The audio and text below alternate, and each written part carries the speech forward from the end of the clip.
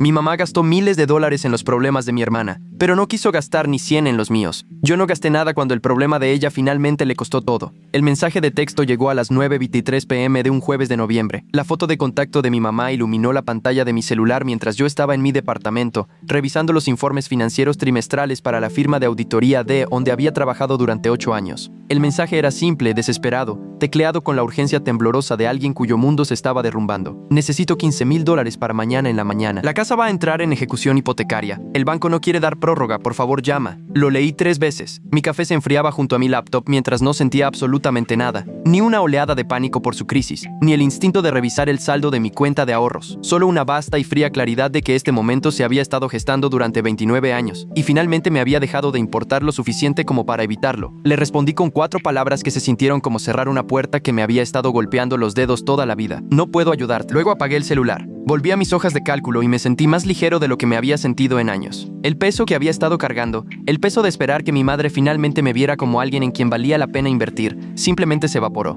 Me había enseñado a lo largo de 3 décadas de abandono sistemático que no valía la pena salvar a algunas personas, y yo finalmente había aprendido la lección que me había estado enseñando, solo que no esperaba ser ella quien recibiera esa educación. Yo había sido el segundo hijo y la inversión menos importante en el portafolio de mi madre desde que tengo memoria. Mi hermana Olivia nació primero. Llegó cuando mis padres eran jóvenes y todavía estaban construyendo su vida juntos. Ella se convirtió en el sol alrededor del cual orbitaba nuestra familia, la hija dorada cuyas necesidades y deseos moldeaban cada decisión familiar y elección financiera. Yo llegué 3 años después, sin ser planeado, según las historias familiares que se contaban como chistes en las reuniones festivas. La sorpresa que interrumpió el regreso de mi madre al trabajo y forzó otra ronda de pañales y noches sin dormir. Mi madre nunca dijo directamente que resentía mi existencia, pero la evidencia estaba escrita en cada elección que hacía sobre dónde asignar los recursos. Los problemas de Olivia eran emergencias que requerían una intervención financiera inmediata. Mis problemas eran oportunidades para forjar el carácter y aprender autosuficiencia y responsabilidad financiera. El patrón se estableció temprano y nunca flaqueó. Cuando Olivia quiso clases de baile a los 7 años,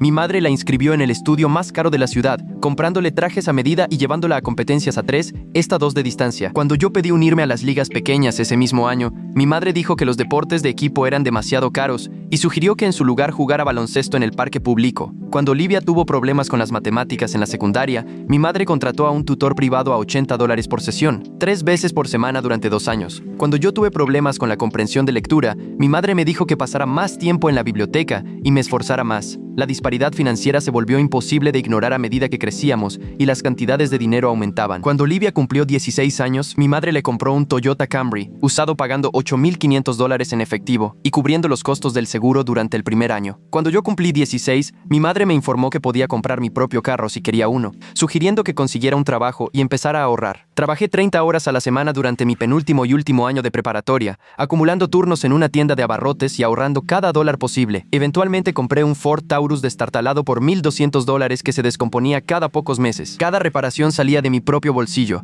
mientras mi madre cubría cada costo de mantenimiento del carro de Olivia sin dudarlo. Cuando Olivia aplicó a la universidad, mi madre pagó los cursos de preparación para el SAT, las cuotas de solicitud, las visitas a los campus de 6 escuelas diferentes y finalmente cubrió la colegiatura del primer año en una universidad privada que costaba $35,000 anuales. Cuando yo apliqué a la universidad, mi madre me dijo que solicitara becas y considerara un colegio comunitario durante los 2 primeros años para ahorrar dinero. Hice exactamente eso, trabajando a tiempo completo mientras asistía a clases, graduándome con $23,000 en deuda de préstamos estudiantiles que había estado pagando en cuotas cuidadosas durante 7 años. El patrón continuó después de la universidad, con crisis cada vez más caras que mi madre financiaba sin dudarlo para Olivia, mientras yo manejaba mis propios problemas solo. La primera crisis de Olivia después de la universidad fue ser despedida de su trabajo de marketing después de 6 meses por llegadas tardías crónicas y bajo rendimiento. Mi madre cubrió su renta durante 3 meses a $1,800 mensuales, un total de $5,400, mientras Olivia resolvía sus cosas y solicitaba nuevos puestos. Cuando perdí mi primer trabajo durante un recorte de personal en la empresa, el consejo de mi madre fue que solicitara el seguro de desempleo y redujera mis gastos. Me mudé a un estudio en un barrio peligroso, comí arroz y frijoles durante meses y encontré un nuevo trabajo en 5 semanas porque no podía permitirme no trabajar. La siguiente crisis de Olivia llegó cuando decidió iniciar un negocio de fotografía, convenciendo a mi madre de que esta era su verdadera vocación y que necesitaba equipo profesional para tener éxito. Mi madre gastó costó $12,000 en cámaras, lentes, equipo de iluminación y el diseño de un sitio web. El negocio duró 8 meses antes de que Olivia perdiera el interés y pasara a otras ideas, con el costoso equipo acumulando polvo en su closet. Cuando mencioné que quería obtener mi certificación de contador público certificado, CPA, para avanzar en mi carrera, mi madre sugirió que ahorrara yo mismo para las cuotas del examen y los materiales de estudio. El favoritismo financiero se volvió tan sistemático que empecé a llevar un registro, no para armar un caso contra mi madre, sino para validar mi propia realidad y contrarrestar el gaslighting que ocurría cada vez que mencionaba la disparidad. Abrí una hoja de cálculo y comencé a documentar cada instancia de ayuda financiera que mi madre le daba a Olivia en comparación con lo que me daba a mí, rastreando fechas, cantidades y propósitos. En 2 años, tenía documentación que mostraba que mi madre le había dado a Olivia aproximadamente $73,000 en apoyo financiero directo para todo, desde pagos de renta hasta deudas de tarjetas de crédito y la financiación de su tercer negocio fallido, una boutique en línea que vendía joyas hechas a mano y que perdió $8,000 antes de cerrar. Durante ese mismo periodo de 2 años, mi madre me había dado exactamente $250, un cheque de cumpleaños que me entregó con un sermón sobre la responsabilidad financiera y no esperar limosnas. La hoja de cálculo creció para incluir también notas psicológicas, instancias en las que había pedido ayuda y se me había negado, mientras que Olivia recibía asistencia para necesidades mucho menos urgentes. La documentación se convirtió en una forma de autocuidado, una prueba de que no estaba imaginando el patrón ni siendo demasiado sensible sobre las dinámicas familiares normales. El punto de quiebre que lo cristalizó todo ocurrió hace unos 18 meses, cuando tuve una emergencia médica que mi seguro solo cubrió parcialmente. Había estado experimentando un dolor abdominal severo durante semanas, inicialmente descartándolo como estrés del trabajo, pero el dolor se intensificó hasta que no pude mantenerme de pie. Mi novia de ese entonces, Rachel, me llevó a la sala de emergencias a medianoche de un sábado. Después de 8 horas de pruebas, los médicos me diagnosticaron apendicitis aguda, que requería cirugía inmediata. La apendicectomía fue un éxito, pero la cuenta del hospital fue catastrófica para alguien que vivía al día, mientras pagaba préstamos estudiantiles. Incluso con seguro, mis gastos de bolsillo ascendieron a $6,800 por la cirugía, la estancia en el hospital y los cuidados posteriores. El hospital ofreció un plan de pagos, pero las cuotas mensuales devastarían mi ya ajustado presupuesto. Llamé a mi madre desde mi departamento 3 días después de ser dado de alta, todavía recuperándome y apenas pudiendo caminar sin que un dolor agudo me recorriera el abdomen. Le expliqué la situación cuidadosamente, enfatizando que no era un gasto opcional ni una mala planificación, sino una deuda médica legítima de una cirugía de emergencia. Le pregunté si podía prestarme $3,000 para reducir la carga del plan de pagos, prometiéndole devolverle el dinero en un año, con intereses si quería. El silencio de su lado se prolongó un buen rato antes de que respondiera con una neutralidad cuidadosa. Mi madre dijo que entendía que las facturas médicas eran estresantes, pero que no podía ayudar con esa cantidad en ese momento porque el dinero estaba ajustado. Sugirió que buscara programas de condonación de deudas médicas o que negociara un acuerdo más bajo con el hospital. Mencionó que mucha gente lidiaba con deudas médicas y que yo lo resolvería como todos los demás. La conversación duró quizás 10 minutos antes de que dijera que tenía que irse y me deseara una pronta recuperación. Colgué sintiéndome destrozado de una manera que no tenía nada que ver con mis incisiones quirúrgicas. El rechazo en sí no fue sorprendente dada nuestra historia, pero el momento y las circunstancias hicieron que el favoritismo fuera imposible de racionalizar. No era una compra de lujo o un gasto opcional, era una cirugía de emergencia que potencialmente me había salvado la vida, y mi madre no podía disponer de $3,000 para ayudar a reducir la carga. Me senté en mi sofá esa tarde, con los analgésicos recetados haciendo que todo se sintiera un poco borroso, y pensé en el patrón de ayuda que mi madre había proporcionado a lo largo de los años. Los $73,000 de apoyo documentado para Olivia, las innumerables cantidades más pequeñas de las que sabía, pero que no había rastreado. Y para mí, por una emergencia médica que podría haber sido mortal si hubiera retrasado más el tratamiento, la respuesta fue no, y una sugerencia de negociar con el hospital. El contraste se hizo aún más agudo 2 semanas después, cuando me enteré a través de una conversación familiar que mi madre acababa de darle a Olivia $4,500 para cubrir la deuda de una tarjeta de crédito de un viaje de compras a Nueva York que se había salido de control. Olivia aparentemente había cargado ropa cara, comidas en restaurantes y boletos para espectáculos de Broadway, gastando mucho más allá de sus posibilidades. Cuando llegó la cuenta, entró en pánico y llamó a mi madre, llorando. Mi madre le había transferido el dinero en menos de 24 horas, diciéndole a Olivia que no se preocupara por devolverlo y que simplemente fuera más cuidadosa con las tarjetas de crédito en el futuro. Me enteré de esto durante una cena familiar a la que asistí a pesar de que todavía me estaba recuperando de la cirugía,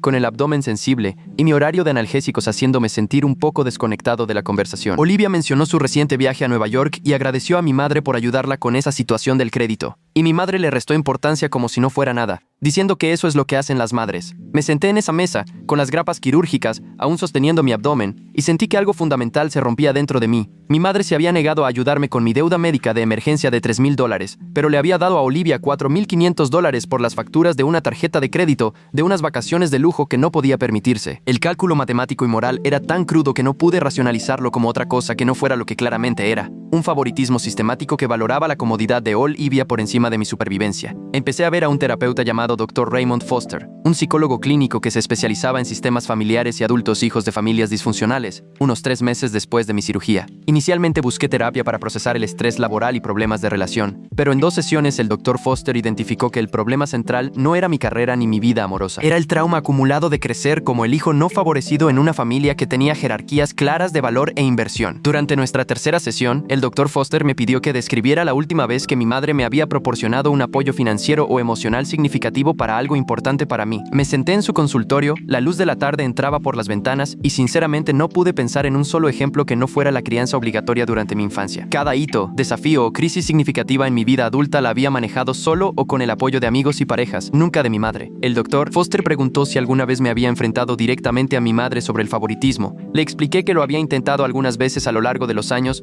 pero ella siempre respondía con desviaciones defensivas, afirmando que trataba a sus 2 hijos de manera justa y que yo estaba llevando la cuenta injustamente o que estaba celoso de mi hermana. Señalaba lo básico que había proporcionado durante mi infancia, ignorando convenientemente que esas cosas básicas eran obligaciones legales, mientras que el apoyo que le daba a Olivia era voluntario y excesivo. El Dr. Foster sugirió que comenzara a documentar no solo la disparidad financiera, sino también los patrones emocionales, las formas en que la atención y la preocupación de mi madre fluía principalmente hacia Olivia, mientras yo existía en la periferia. Explicó que los hijos de padres emocionalmente negligentes a menudo se manipulan a sí mismos para minimizar el abandono, diciéndose que no fue tan malo o que están siendo demasiado sensibles. La documentación serviría como una validación objetiva de que mis percepciones se basaban en patrones de comportamiento consistentes en lugar de en la imaginación o la amargura. Le mostré la hoja de cálculo financiera que ya había estado manteniendo y elogió la claridad, pero sugirió agregar entradas cualitativas sobre las dinámicas emocionales. Comencé a tomar notas detalladas en mi celular, breves entradas que marcaban instancias en las que el trato preferencial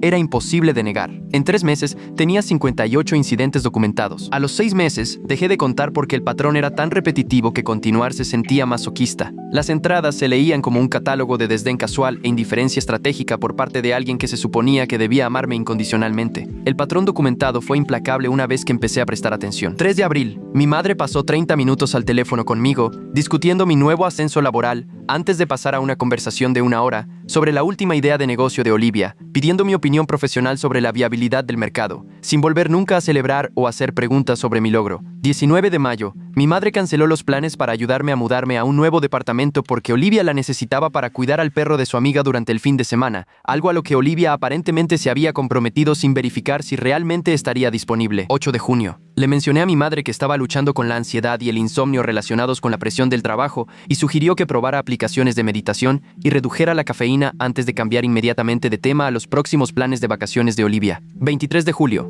Mi madre le dio a Olivia $2,800 para cubrir su parte del alquiler de una casa en la playa con amigos, después de que Olivia se hubiera comprometido al viaje sin tener el dinero ahorrado. 15 de agosto. Le pregunté a mi madre si podía prestarme $800 para cubrir una reparación inesperada del carro que, de lo contrario, tendría que cargar a mi tarjeta de crédito, y ella dijo que el dinero estaba ajustado en ese momento y sugirió que buscara planes de pago con el mecánico. El patrón era tan consistente que se volvió predecible, y esa previsibilidad lo hacía de alguna manera más doloroso porque confirmaba que no era aleatorio ni situacional. Esta era quien era mi madre en relación conmigo. La crisis que lo forzó todo a una claridad imposible ocurrió un lunes por la noche en octubre, unos 6 meses después de que había empezado la terapia con el Dr. Foster. Había estado trabajando hasta tarde en una auditoría particularmente compleja, llegando a casa alrededor de las 9 p.m., exhausto y listo para desplomarme en la cama. Mi celular sonó mientras preparaba la cena. El nombre de mi madre apareció en la pantalla. Casi no contesto. Nuestras interacciones recientes habían sido breves y superficiales, pero algo me hizo tomar la llamada. Su voz era tensa, preocupada, explicando que Olivia estaba en problemas y necesitaba ayuda de inmediato. Mi hermana aparentemente había recibido un cargo por conducir en estado de ebriedad 3 días antes, el segundo en 4 años, y esta vez se enfrentaba a consecuencias legales serias, incluida una posible pena de cárcel. El abogado que Olivia había consultado dijo que necesitaba contratar a un abogado experimentado en casos de DUI reincidentes, alguien que pudiera negociar con el fiscal y potencialmente conseguir que los cargos se redujeran o acordar una sentencia alternativa. Los honorarios iniciales del abogado eran de $15,000 a pagar en una semana para asegurar su representación antes de la comparecencia de Olivia. Mi madre explicó todo esto con la suposición de que yo entendería la urgencia y la seriedad, que naturalmente querría ayudar a mi hermana a evitar la cárcel y un historial criminal permanente. Luego vino la petición que de alguna manera me sorprendió, a pesar de ser completamente predecible. Mi madre dijo que ya se había comprometido a pagar $10,000 para el abogado, sacando dinero de sus ahorros para la jubilación, pero que le faltaban $5,000. Me preguntó si podía contribuir con la cantidad restante, enmarcándolo como una emergencia familiar en la que todos debíamos unirnos para proteger a Olivia de las consecuencias de sus errores. Me quedé en mi cocina, con la comida congelada quemándose en el microondas que había olvidado de tener, y sentí que mi presión arterial se disparaba. Mi madre, que me había negado $3,000 para una cirugía de emergencia 6 meses antes, me estaba pidiendo que contribuyera con $5,000 para contratar a un abogado o por el segundo DUI de mi hermana. Lo absurdo, matemática y moralmente, era tan extremo que casi me río. Le pregunté a mi madre si recordaba que yo había necesitado ayuda con facturas médicas recientemente y que ella había dicho que el dinero estaba demasiado ajustado. Hubo una pausa y luego dijo que eso era diferente porque yo había podido arreglar un plan de pagos, pero Olivia no podía arreglar un plan de pagos con el tiempo en la cárcel. Dijo que esto era más urgente, más serio, con consecuencias que seguirían a Olivia para siempre si no la ayudábamos ahora. Le pregunté cómo mi cirugía de emergencia era menos urgente que los honorarios legales por un crimen que mi hermana había cometido al elegir conducir ebria. El tono de mi madre cambió a uno de frustración, diciendo que estaba siendo difícil y que me negaba a ayudar a mi hermana cuando más me necesitaba. Le dije a mi madre que no contribuiría con nada para los honorarios legales de Olivia. El silencio que siguió fue pesado, lleno de sorpresa e ira. Mi madre claramente no había anticipado mi negativa. Me preguntó si de verdad iba a dejar que mi hermana fuera a la cárcel porque estaba guardando rencor por situaciones pasadas. Dije que no estaba guardando rencor, simplemente estaba siguiendo los límites financieros que ella había establecido a través de 30 años de comportamiento consistente. Ella me enseñó que cada quien se encarga de sus propios problemas, que pedir dinero a la familia era inapropiado, que la independencia y la autosuficiencia eran valores primordiales.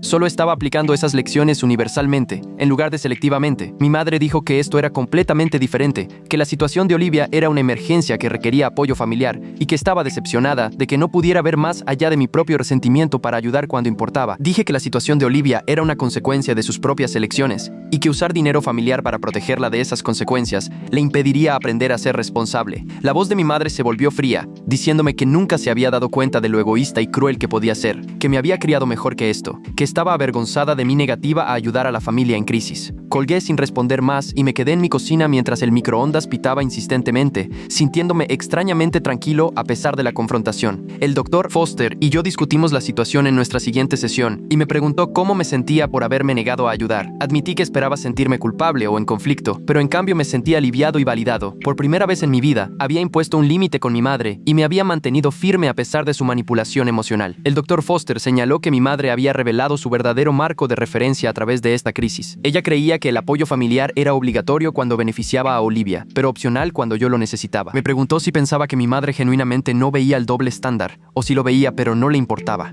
Dije que pensaba que lo veía, pero lo había racionalizado tan a fondo a lo largo de los años que se había convencido a sí misma de que su trato hacia nosotros era justo. Había construido una narrativa en la que Olivia necesitaba más apoyo porque la vida era más difícil para ella, ignorando convenientemente que la vida era más difícil para Olivia porque mi madre permitía sus elecciones irresponsables. Mientras tanto, yo había desarrollado resiliencia y autosuficiencia porque no había tenido otra opción, y mi madre se llevaba el crédito por enseñarme independencia en lugar de reconocer que simplemente había descuidado mis necesidades. El doctor Foster dijo que mi análisis probablemente era preciso y me preguntó qué quería hacer con esta nueva claridad sobre la dinámica familiar. Decidí distanciarme de mi madre y mi hermana sistemáticamente, creando un espacio entre nosotros que me protegería del daño emocional continuo y la explotación financiera. Dejé de llamar, excepto para devolver mensajes urgentes. Mantuve las conversaciones breves y superficiales cuando ocurrían, y rechacé la mayoría de las reuniones familiares con excusas vagas sobre obligaciones laborales. El distanciamiento estratégico no era un castigo, aunque sabía que mi madre lo interpretaría de esa manera. Se trataba de autoconservación, de retirarme de un sistema que me había devaluado constantemente mientras exigía que permaneciera disponible para apoyar cuando beneficiaba a otros. Mi madre notó el cambio en cuestión de semanas, llamando para preguntar si todo estaba bien y por qué había estado tan distante. Di respuestas evasivas sobre estar ocupado con el trabajo y prometí ponerme en contacto cuando las cosas se calmaran, sabiendo que las cosas nunca se calmarían porque había decidido mantener esta distancia permanentemente. Llamó unas cuantas veces más con creciente frustración y finalmente envió un largo mensaje de texto diciendo que se sentía excluida de mi vida y que no entendía qué había pasado para que me alejara de la familia. No respondí al texto, dejando que mi silencio hablara por sí mismo. Olivia me llamó directamente unos 2 meses después de la situación del DUI, preguntando por qué había estado evitando los eventos familiares e ignorando las llamadas de mi madre. Dijo que mi madre estaba realmente herida y confundida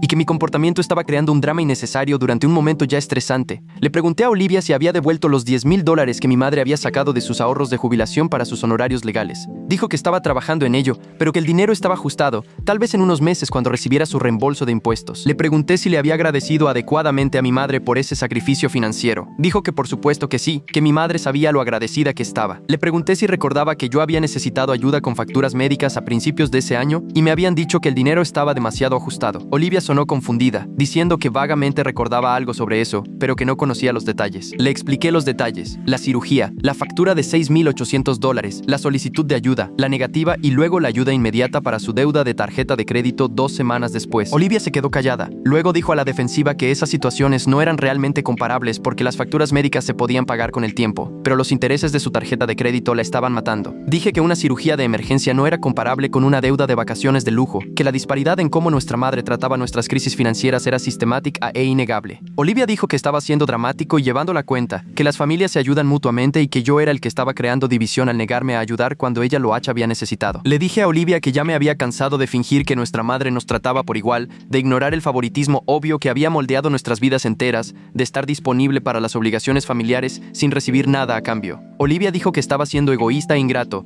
que mi madre me había criado y que le debía respeto y apoyo básicos. Dije que el respeto se ganaba a través del cuidado recíproco, no se exigía basado en una relación biológica, y mi madre había perdido mi disposición a ayudar al demostrar durante 30 años que no valía la pena invertir en mí. Olivia me colgó y la agregué a la lista de miembros de la familia de los que me había distanciado estratégicamente. El aislamiento se sentía más limpio que el patrón anterior de esperar un cambio que nunca llegó. En los meses siguientes, construí una vida en la que la ausencia de mi madre y mi hermana no dejaba un vacío. Invertí más en amistades, particularmente con mi colega y amigo cercano Terrence, quien había sido invaluable para ayudarme a procesar la dinámica familiar con una retroalimentación honesta y sin rodeos. Terrence trabajaba en el mismo departamento de auditoría, un analista senior que había estado en la firma durante 12 años y se había convertido en una especie de mentor. Había notado mi dinámica familiar durante una fiesta navideña de la empresa a la que mi madre había asistido como mi invitada, pero se había pasado toda la noche hablando del último proyecto empresarial de Olivia, apenas reconociendo mis logros laborales que la fiesta celebraba en parte. Terrence me había llevado a un lado después y me preguntó sin rodeos si mi familia siempre me trataba como ruido de fondo. La franqueza había sido sorprendente pero refrescante. La perspectiva de Terrence sobre el comportamiento de mi madre era más simple y dura que el marco terapéutico del Dr. Foster. Dijo que mi madre era una narcisista que designaba a Olivia como la hija dorada y a mí como el chivo expiatorio, patrones clásicos de disfunción familiar que probablemente no cambiarían porque servían a las necesidades emocionales de mi madre. Dijo que podría pasar décadas tratando de ganar su aprobación e inversión, o podría aceptar que nunca sería una prioridad y construir una vida que no requiriera su validación. La evaluación directa resonó más en mí que los conceptos terapéuticos sobre el apego y los sistemas familiares. Empecé a pensar en el favoritismo de mi madre como un rasgo de personalidad fijo en lugar de un problema que pudiera resolver con una mejor comunicación o un cambio de comportamiento por mi parte. El cambio mental ayudó. Dejé de sentirme herido cuando ella elegía a Olivia por encima de mí porque había dejado de esperar algo diferente. Cuando mi madre se saltó mi cena de cumpleaños para ayudar a Olivia a mudarse a otro departamento más,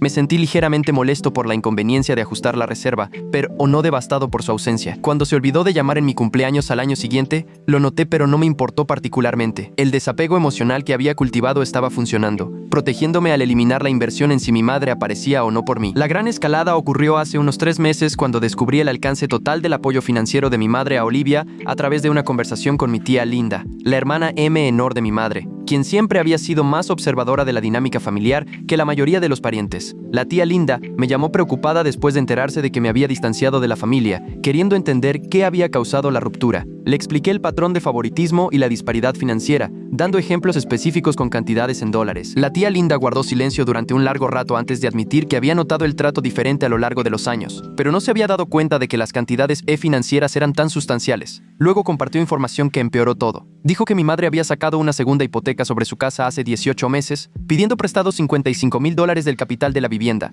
aparentemente para renovaciones en el hogar. Las renovaciones nunca ocurrieron. En cambio, mi madre había usado ese dinero para financiar el último proyecto empresarial de Olivia, un programa de coaching en en línea para mujeres emprendedoras que había fracasado en 6 meses y había perdido toda la inversión. La tía Linda se había enterado de esto a través de una conversación con mi madre en la que ella había mencionado que estaba luchando con los pagos de la hipoteca y que se arrepentía de la decisión de pedir tanto dinero prestado. La revelación fue asombrosa, no solo por la cantidad, sino por lo que representaba. Mi madre había hipotecado su casa, su principal activo y seguridad para la jubilación, para financiar otra de las ideas de negocio condenadas al fracaso de Olivia. Había pedido prestados $55,000 para dárselos a mi hermana mientras me negaba $3,000 por una cirugía de emergencia. La ecuación matemática y moral era tan desequilibrada que al principio no pude procesarla. Le pregunté a la tía Linda si estaba segura de estos detalles, si tal vez había entendido mal la situación. Dijo que estaba segura, que mi madre había sido explícita sobre el uso del dinero prestado para el negocio de Olivia y que ahora estaba preocupada por hacer los pagos mensuales con sus ingresos reducidos, ya que se había jubilado parcialmente el año pasado. Le pregunté si Olivia sabía de la segunda hipoteca y el sacrificio que mi madre había hecho. La tía Linda dijo que no sabía, pero que dudaba que mi madre le hubiera contado a Olivia toda la historia porque nunca quería que Olivia se sintiera culpable por el apoyo financiero que recibía. La conversación terminó con la tía Linda animándome a reconciliarme con mi madre antes de que la distancia se volviera permanente, diciendo que la vida era corta y que la familia era importante a pesar de las imperfecciones. Le agradecí la información y le dije que pensaría en lo que había compartido. No pensé en la reconciliación en absoluto. En cambio, sentí que una fría claridad se apoderaba de mí. Esta era quien era mi madre fundamentalmente, alguien que sacrificaría su propia seguridad financiera para financiar los fracasos de Olivia mientras me negaba el apoyo básico. El patrón no iba a cambiar porque mi madre había elegido dónde invertir sus recursos y yo nunca había sido la inversión digna. El Dr. Foster y yo discutimos la revelación de la segunda hipoteca en nuestra siguiente sesión y me preguntó cómo me sentía con esta nueva información. Dije que me sentía validado, que cada vez que había dudado si estaba siendo demasiado duro o implacable con el favoritismo de mi madre, surgía nueva evidencia que demostraba que el patrón era aún más extremo de lo que había reconocido. Foster señaló que mi madre ahora enfrentaba consecuencias financieras por sus elecciones, que los pagos de la segunda hipoteca aparentemente estaban afectando su presupuesto. Me preguntó si sentía alguna responsabilidad de ayudarla con la situación que ella había creado. Dije que no sentía ninguna responsabilidad en absoluto, que ella había tomado decisiones que demostraban dónde estaban sus prioridades y que vivir con las consecuencias de esas decisiones era apropiado. Si hubiera invertido incluso una fracción del dinero que le había dado a Olivia en construir una relación conmigo, en demostrar que me valoraba tanto como a mi hermana, podría sentirme diferente, pero no lo había hecho, y yo no me sentía así. El mensaje de texto de la crisis llegó 6 semanas después de mi conversación con la tía Linda, el mensaje sobre la necesidad de $15,000 para la mañana siguiente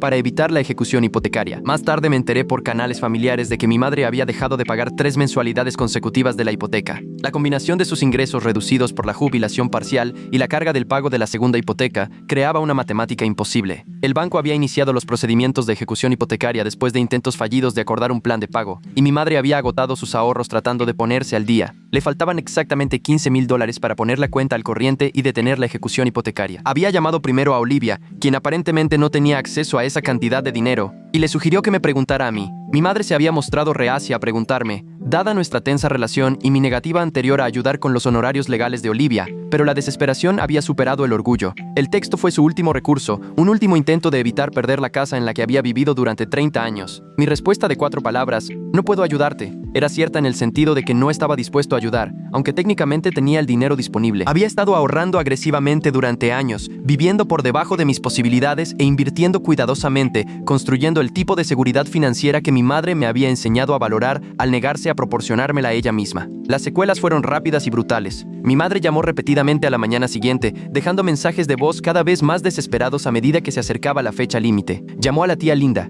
quien me llamó preguntando si ayudaría a mi madre a conservar su casa. Le expliqué la historia del favoritismo financiero, la segunda hipoteca tomada para el negocio de Olivia, las décadas de priorizar los deseos de mi hermana sobre mis necesidades. La tía Linda dijo que entendía mi dolor, pero que se trataba de evitar que mi madre se quedara sin hogar, no de saldar viejas cuentas. Dije que mi madre tenía opciones. Podía pedirle a Olivia que vendiera algunas de sus posesiones para recaudar dinero, podía mudarse a una casa más barata, podía declararse en bancarrota si era necesario. Estos eran los mismos tipos de soluciones que mi madre me había sugerido durante varias crisis. La tía Linda dijo que estaba siendo cruel y vengativo, castigando a mi madre en un momento de genuina emergencia. Dije que estaba siendo consistente con los valores que mi madre me había enseñado sobre la independencia financiera y vivir dentro de las propias posibilidades. La llamada terminó tensamente, y puse mi celular en modo no molestar para evitar la avalancha de llamadas y mensajes que sabía que vendrían de otros miembros de la familia. La ejecución hipotecaria procedió. Mi madre perdió la casa en una venta rápida que cubrió las hipotecas, pero la dejó sin capital y sin un lugar donde vivir. Se mudó temporalmente con Olivia,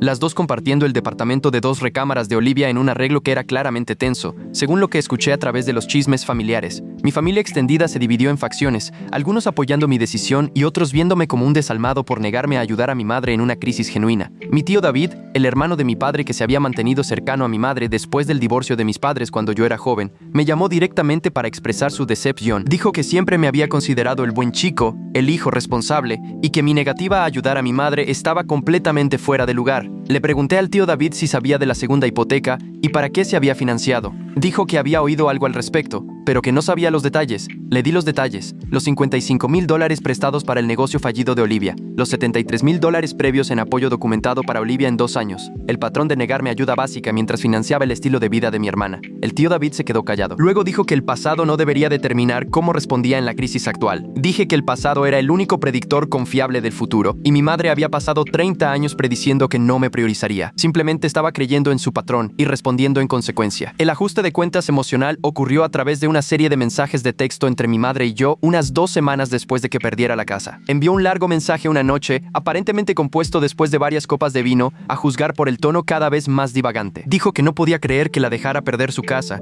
que nunca imaginó que su hijo pudiera ser tan frío e insensible, que se había sacrificado tanto para criarme y que así era como se lo pagaba. Dijo que sabía que habíamos tenido nuestras diferencias, pero pensaba que la familia significaba estar presente durante las verdaderas emergencias, que estaba desconsolada por mi negativa a ayudar cuando más me necesitaba. El mensaje terminaba con una pregunta cargada de culpa sobre si me sentía bien conmigo mismo, sabiendo que mi madre vivía en la habitación de invitados de su otra hija, porque yo no pude disponer del dinero para ayudar. Leí el mensaje 3 veces, sintiendo cómo mi ira crecía con cada lectura. La falta de autoconciencia, la completa incapacidad de ver alguna conexión entre sus décadas de favoritismo y mi negativa actual a ayudar, la mentalidad de víctima que la posicionaba como la parte agraviada, todo ello confirmaba que nada había cambiado en su visión fundamental del mundo. Escribí una respuesta que había estado componiendo mentalmente durante meses, tal vez años. Le dije a mi madre que su crisis financiera era la consecuencia natural de las decisiones que había tomado, específicamente la decisión de sacar una segunda hipoteca para financiar otro de los proyectos empresariales fallidos de Olivia. Dije que le había pedido $3,000 para ayudar con facturas médicas de emergencia y me había dicho que el dinero estaba demasiado ajustado,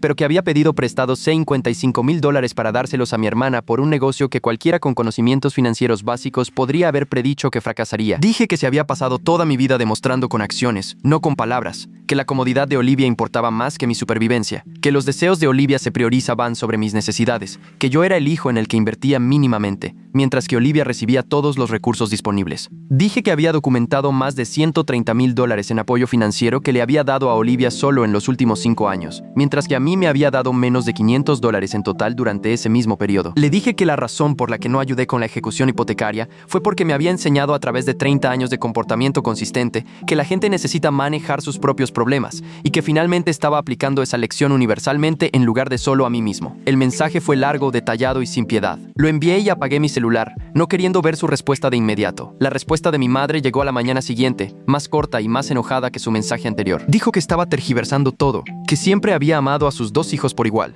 que cualquier apoyo extra que Olivia recibía era porque necesitaba más ayuda, no por favoritismo. Dijo que yo siempre había sido más capaz e independiente, por lo que había necesitado menos apoyo, enmarcando la disparidad como una respuesta apropiada a diferentes capacidades en lugar de una preferencia. Dijo que sacar la segunda hipoteca había sido un error en retrospectiva, pero que había creído en la idea de negocio de Olivia y quería darle a su hija la oportunidad de tener éxito. Dijo que no podía creer que le diera la espalda durante el punto más bajo de su vida, que había fracasado como madre, si me había convertido en alguien que podía ver a su madre perderlo todo sin mover un dedo para ayudar. La respuesta fue pura desviación y defensa, sin reconocimiento del patrón que detallé, sin reconocer que sus elecciones tenían consecuencias, sin curiosidad sobre cómo su comportamiento me había afectado. No respondí, dejando que mi silencio comunicara lo que las palabras aparentemente no podían penetrar. La conversación terminó ahí y no volvimos a hablar durante semanas. La exposición pública llegó a través de una fuente que no había anticipado: las redes sociales. Olivia aparentemente publicó un largo mensaje en Facebook sobre nuestra situación familiar, pintándome como el villano que se había negado a ayudar a nuestra madre a conservar su casa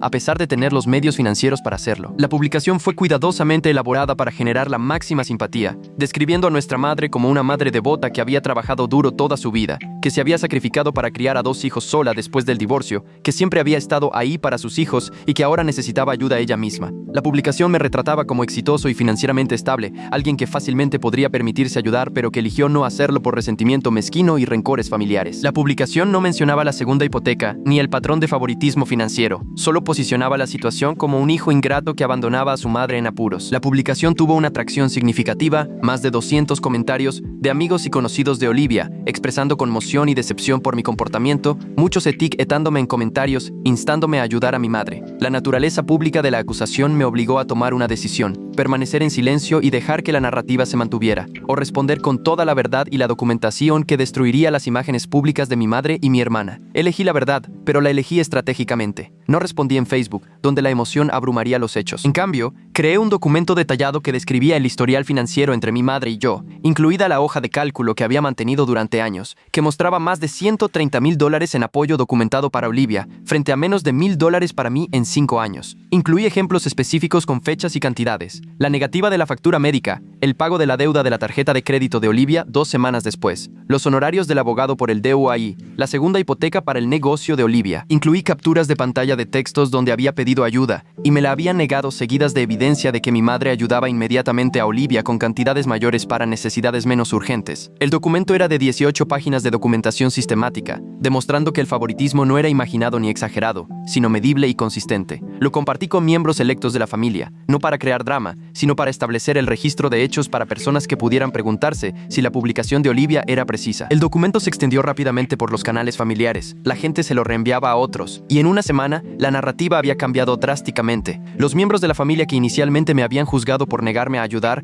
comenzaron a contactarme para disculparse o expresar su conmoción por la disparidad documentada. La tía Linda me llamó después de ver el documento. Su voz temblaba mientras decía que sabía de cierto favoritismo, pero no se había dado cuenta del alcance de la disparidad financiera o de su naturaleza sistemática. Se disculpó por presionarme para ayudar con la ejecución hipotecaria sin entender toda la historia. Dijo que el documento dejaba claro que mi negativa no se trataba de una crisis, sino de 30 años de abandono y explotación acumulados. Varios primos me contactaron con sentimientos similares, diciendo que siempre habían pensado en nuestra familia como normal, aunque imperfecta, pero que la documentación revelaba una disfunción que no habían percibido desde fuera. Mi tío David llamó para disculparse por su juicio anterior, diciendo que había hablado con mi madre después de ver el documento, y que ella había confirmado los hechos básicos mientras intentaba justificarlos como respuestas apropiadas a hijos diferentes con necesidades diferentes. Dijo que le había dicho a mi madre que esa justificación no se sostenía frente a las crudas cifras, que había elegido invertir en un hijo mientras esencialmente abandonaba al otro financiera y emocionalmente. La opinión pública dentro de nuestra familia extendida cambió decisivamente a mi favor, no porque hubiera argumentado mi caso emocionalmente, sino porque había proporcionado documentación innegable que hacía imposible racionalizar el comportamiento de mi madre. Las consecuencias profesionales para mi madre llegaron por canales inesperados. Mi madre trabajaba a tiempo parcial como asesora financiera en una pequeña firma de gestión de patrimonio, un trabajo que había mantenido durante 8 años asesorando a clientes sobre planificación de jubilación y estrategias de inversión. Alguien de nuestra familia extendida,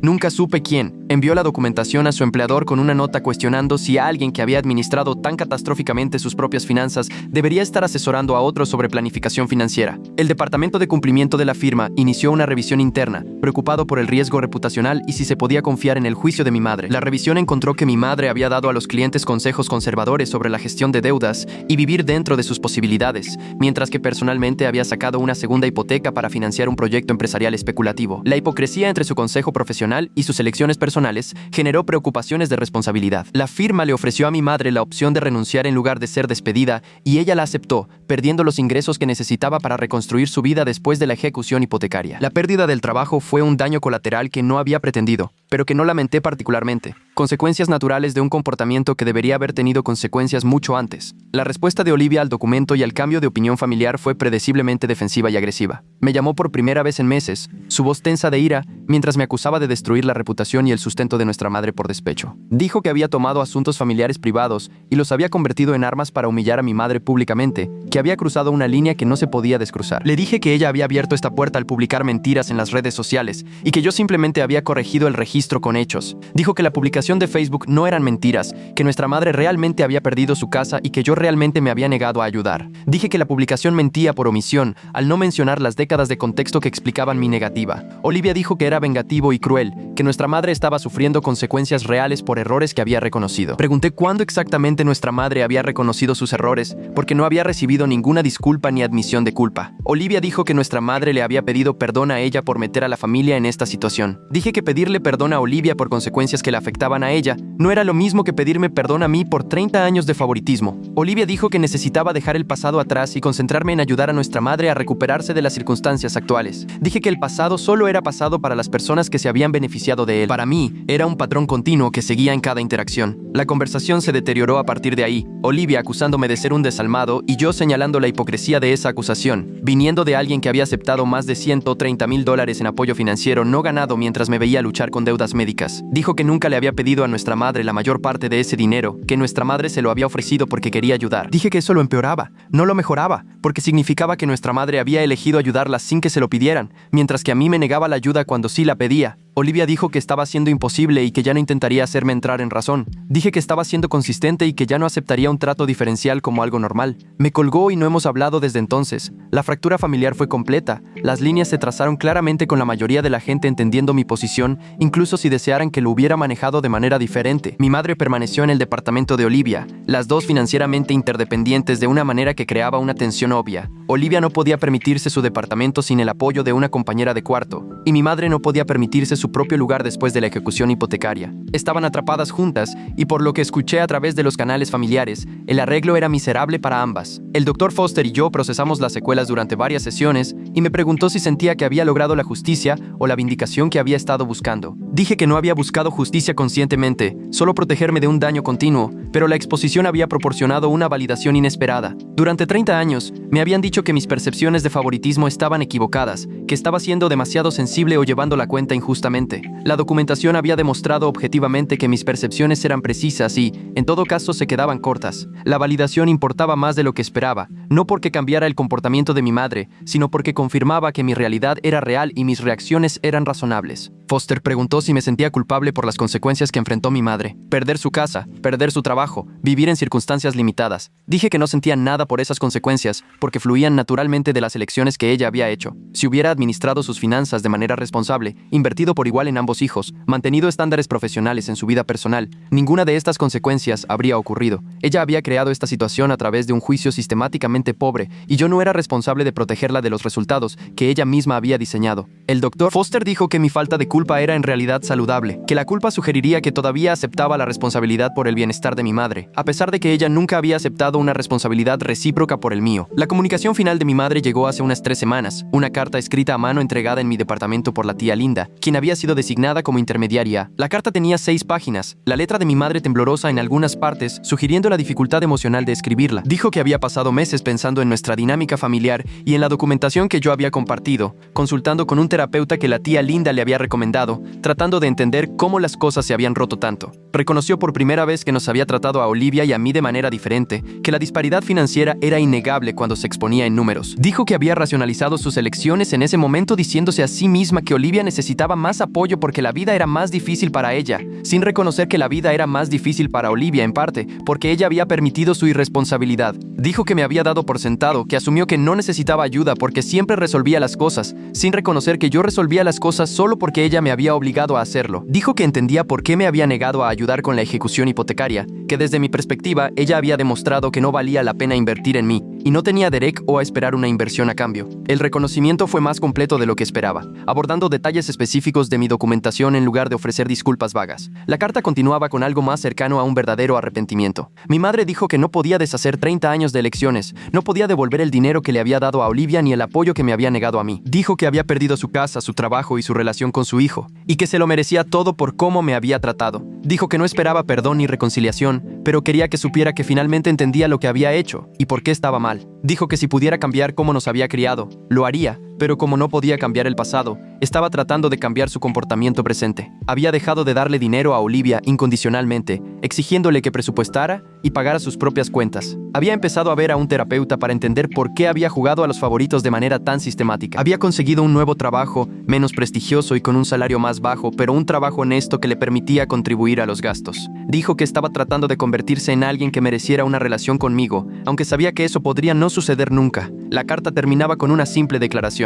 Lo sentía, me amaba y que entendería si yo no quería volver a hablar con ella nunca más. Leí la carta 3 veces, sentado en mi sofá mientras la luz de la tarde se desvanecía fuera de mis ventanas, tratando de determinar si la disculpa era genuina o un intento más de manipulación. La especificidad sugería una reflexión genuina, el reconocimiento de hechos concretos de mi documentación en lugar de vagas admisiones de imperfección. La falta de peticiones o expectativas no me pedía que la perdonara, ni que la ayudara, ni que mantuviéramos el contacto. Sugería que no era una estrategia para recuperar el acceso a mí. La carta se sintió como un cierre, mi madre finalmente reconociendo lo que yo había sabido toda mi vida y lo que ella había negado hasta que las circunstancias la obligaron a enfrentarlo. Le mostré la carta al Dr. Foster en nuestra siguiente sesión y él la leyó cuidadosamente antes de preguntarme qué quería hacer con esta información. Dije que no sabía, que el reconocimiento sin acción se sentía insuficiente, pero que el reconocimiento también era más de lo que había recibido en 3 décadas de intentar hacerle ver el patrón. El Dr. Foster preguntó si creía que mi madre podría cambiar a estas alturas. Dije que creía que podría cambiar su comportamiento en el futuro, pero no creía que pudiera convertirse retroactivamente en la madre que había necesitado durante los años en que su apoyo habría importado. El daño estaba hecho, mi infancia y mi juventud moldeadas por sus elecciones, y ninguna cantidad de crecimiento actual borraría esa historia. Terrence me hizo una pregunta más simple durante unas copas después del trabajo una noche.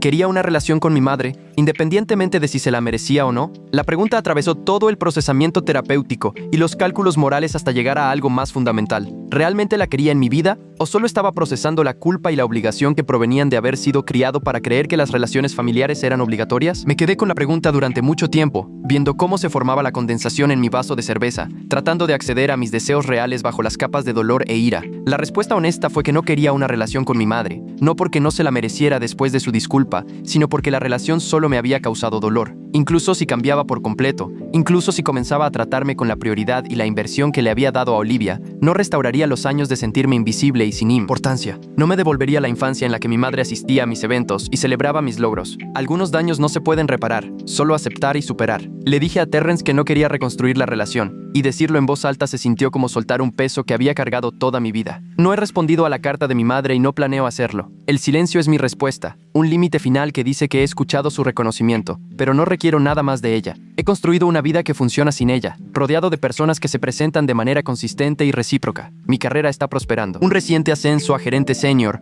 vino con un reconocimiento que me había ganado por competencia, no por conexión familiar. Mis amistades son profundas y de apoyo mutuo, construidas sobre el cuidado real en lugar de una relación obligatoria. Estoy saliendo con alguien nuevo, una mujer llamada Claire que conocí en el trabajo y que entiende las dinámicas familiares complicadas por su propia experiencia. La ausencia de mi madre y mi hermana deja un vacío, pero es un vacío limpio en lugar de una herida supurante, un espacio donde solía vivir la disfunción que ahora está abierto para conexiones más saludables. Pienso en ellas ocasionalmente, preguntándome cómo se las arreglan financiera y emocionalmente, pero la pregunta es distante y académica en lugar de emocionalmente comprometida. Son personas que solía conocer, cuyos problemas entiendo pero en cuya solución no participo. La relación no terminó con una confrontación dramática, sino con un retiro silencioso, y ese final se siente apropiado para la lenta acumulación de dolor que caracterizó nuestra dinámica familiar. Han pasado 6 meses desde ese mensaje de texto pidiendo $15,000, y no me he arrepentido de mi negativa ni una sola vez, ni cuando escuché que mi madre perdió la casa, ni cuando supe que había perdido su trabajo, ni cuando los miembros de la familia describieron cómo luchaba por adaptarse a circunstancias disminuidas. La falta de culpa o arrepentimiento me dice que tomé la decisión correcta, que el límite que impuse era necesario y estaba pendiente desde hacía mucho tiempo. Mi madre me enseñó a través de 30 años de comportamiento consistente que no vale la pena invertir en algunas personas, que los recursos financieros y emocionales deben asignarse cuidadosamente a quienes los merecen, que la independencia importa más que la lealtad familiar. Aprendí bien esas lecciones, probablemente mejor de lo que ella pretendía. La diferencia es que las apliqué universalmente, juzgándola con los mismos estándares que ella me había aplicado a mí. No le gustó ser evaluada por sus propias métricas. No disfrutó estar del otro lado de la indiferencia y el cálculo estratégico que me había dirigido durante décadas. Pero esa incomodidad era apropiada, consecuencias naturales para alguien que había construido una relación sobre el apoyo condicional